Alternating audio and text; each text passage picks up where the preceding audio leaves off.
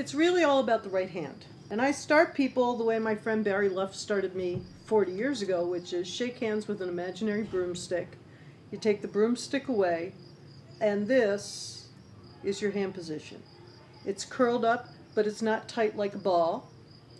And when I'm done, my fingers are perpendicular to the strings. So just as if you had a flat pick and you want that flat pick to have a great angle, perpendicular angle to hit, that's how my fingers are, and my thumb is parallel to the fourth string.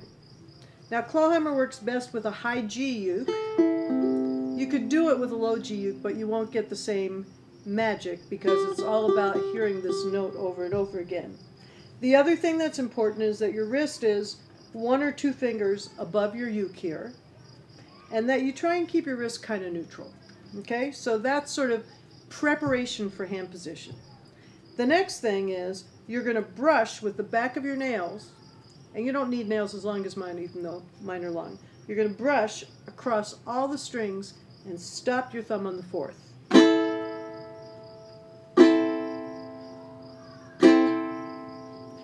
And when I stop my thumb on the fourth, sometimes I'll even push on it a little.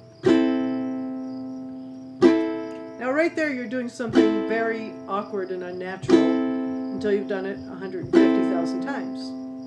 And eventually what you're going to do is when you bring, you can see how I move my wrist actually stays in place, but I kind of leverage this up and down.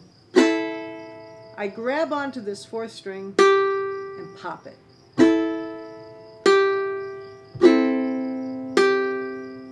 Which is very different than people going like this, or even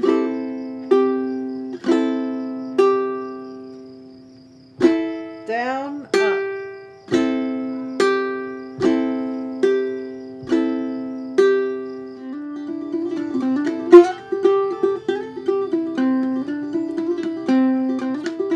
The starting point is the muscle memory, and this is the first half of the clawhammer stroke.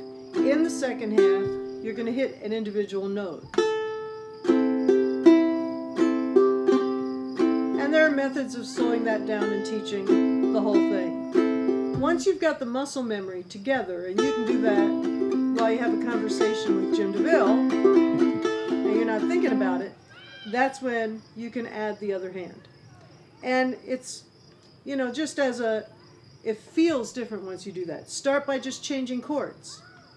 C, F, G7, and your ear starts to adjust to what happens in clawhammer when I play those chords. And right now, for all 3 of those chords, I'm hitting the first string, brush, pop. Now I change to F. I have that open note, and that's now matching it.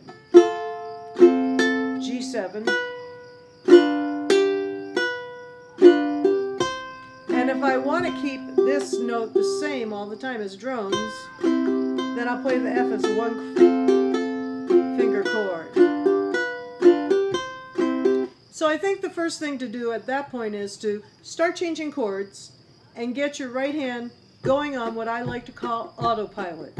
So no matter what else your left hand does,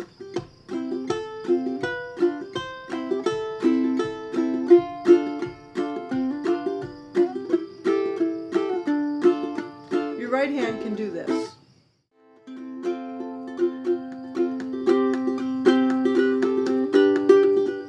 You know, my whole teaching method has kind of developed over the past 35 years of teaching individuals and groups. And I've just really found that people, if they sing the note and play the note, there's this ear, brain, muscle memory, hand connection to where is that note. And so if I want to play, and I probably can't sing up there very well, la, I'm going to sing it an octave lower. La, la, la, la, la, la, la, la, la, la, la, la, That's actually more meaningful than somebody telling me to play 3rd fret, 5th fret, 7th fret. But sometimes people need that aid. I like to sing the name of the fret. 3, 5, 7, 3, 5, 7. Now what happens is in the course of a piece of music, and that's the beginning to this little piece of Snowdrop that I played. But then you're going to play some other song that has those 3 notes, and you're going to know where they are. You're going to go la la la la la la la la la la. And you're going to go, oh, those are the same 3 notes from Snowdrop. I know where those are.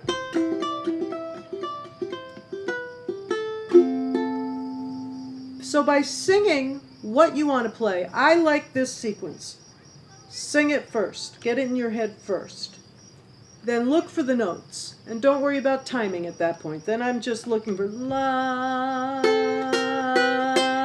Found it. La, la, la. Now, as you've heard, I'm also just going up a scale there, right? La, la, la, la, la, la, la. And to sing those scale notes while you play them helps you remember it. And the more you sing it, the more you're going to know where that is. So when somebody says play 3 Blind Mice,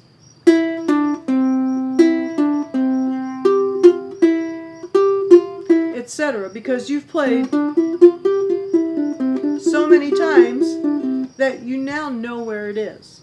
The more you sing it before you put your hands on the instrument, and then you sing while you play the melody, and then try playing the melody without singing it, you're going to memorize in a way that allows you to recognize pieces of that melody in other pieces of music.